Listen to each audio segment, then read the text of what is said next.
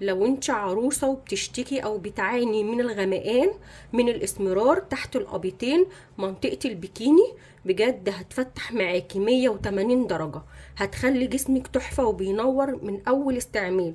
كمان لو احنا بنعاني من غمقان البقع التسبغات الكلف النمش، بجد هتفتح وتوحد لون البشرة. مش تنسوش تعملوا لايك وسبسكرايب وشير لاصحابكم عشان يستفادوا. هنا معايا اي نوع صابون انت حابه تستخدميه. انا بحب استخدم صابونه ضف. صابونه ضف من الحاجات الحلوه قوي قوي المنعمه للجسم، وكمان فيها نسبه كريم مرطب، فعشان كده انا بحب استخدم صابونه ضف في اي وصفه. طبعا لو انت ما عندكيش تقدري تستخدمي اي نوع صابون انت حباه. هنا هتستخدمي انت لو عروسه، لو انت عروسة هنستخدم صابونة كاملة عشان احنا هنعمل الوصفة ونشيلها ونبدأ نستخدمها يوم بعد يوم، تمام. انما انا عشان بستخدم الوصفة مرة في الاسبوع فبعمل على قد كل اسبوع، يعني بعمل كمية تناسبني. فانا هنا هاخد حوالي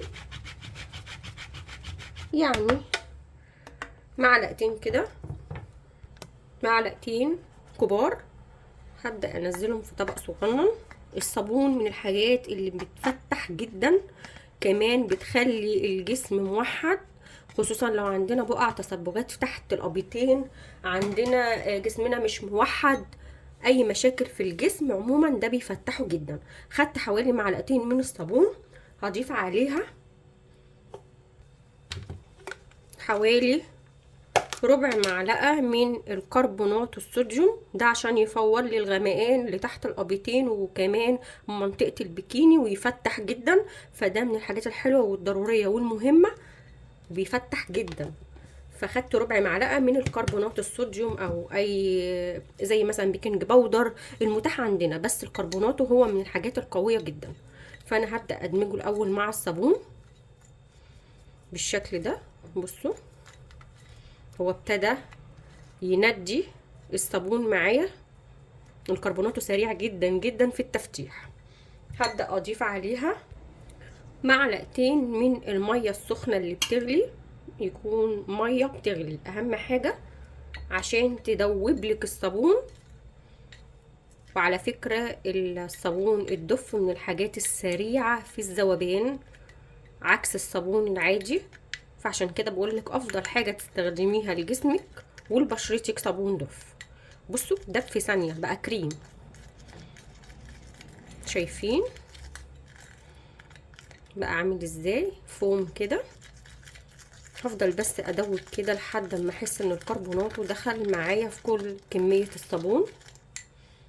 هضيف عليها معلقة من الزبادي او الياغورت، ده حلو جدا عشان الترطيب وكمان عشان يهديلي الكربونات الصوديوم اللي احنا حطيناه.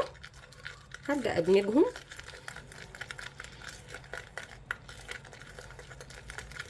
بصوا ريحتها تحفة تحفة تحفة، شايفين. هبدأ اضيف بقى عليها معلقة صغيرة من النشا او الكورن فلاور، معلقة صغيرة مليانة. طبعا كلنا عارفين النشا من الحاجات الحلوة قوي اللي بتفتح الجسم والابيتين، وكمان بتدي نضارة وبتخلي البشرة صافية ان كان للبشرة او للجسم، فهو رهيب رهيب وخفيف على البشرة، وكمان بيهدي البشرة لو احنا حاطين مكونات حامية. طبعا اقدر استخدم الوصفه لبشرتي، اقدر استخدمها لوشي عادي، بس لو بشرتنا حساسه هنشيل الكربوناتو ونحط بيكنج باودر، حاجه بسيطه تنتوفه بسيطه جدا، مش حابه الغي لو انت يعني حساسه جدا بشرتك. هبدا اضيف كمان عليها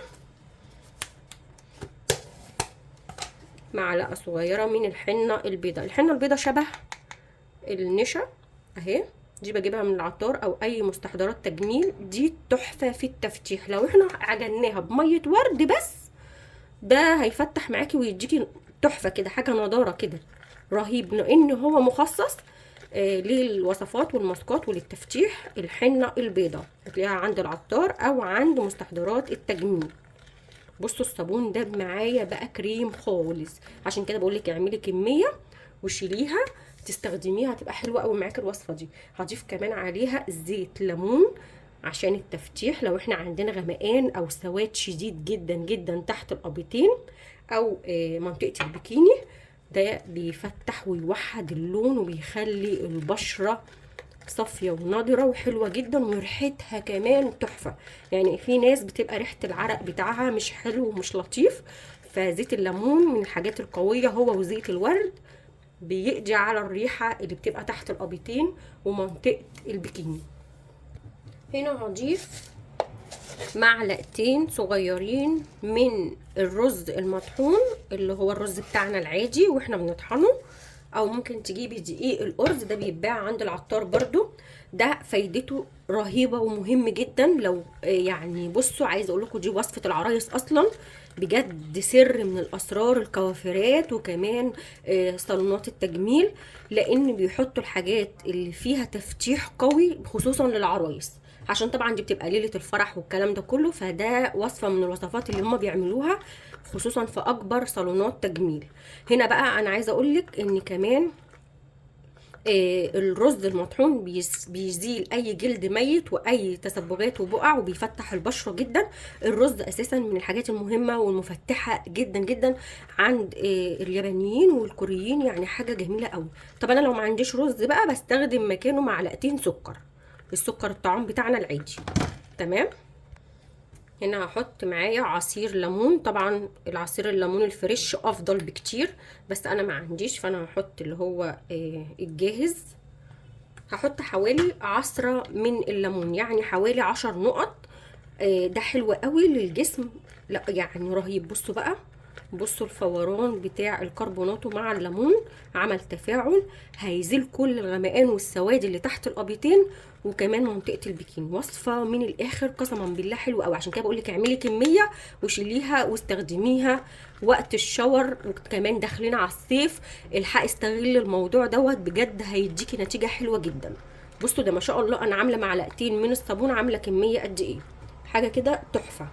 هنا بقى هضيف معلقه صغيره من زيت الزيتون، عشان طبعا الترطيب ما ينفعش ان احنا نحط وصفه كده من غير ما نحط فيها حاجه مرطبه، علشان ما يحصلش جفاف في البشره. فلازم تحطي اي زيوت، ممكن زيت زيتون، ممكن زيت لوز، زيت جوز هند، معلقه من الفازلين، المتاح عندك تقدري تحطيه. تمام. هي الفكره بس ان انا عايزه احط حاجه مرطبه علشان تفتح معايا.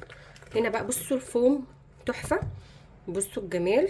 شايفين حبيبات الرز المطحون اللي احنا حطيناه ده بيشيل الجلد الميت وبيفتح البشره، بيديكي نضاره وتفتيح من اول استعمال.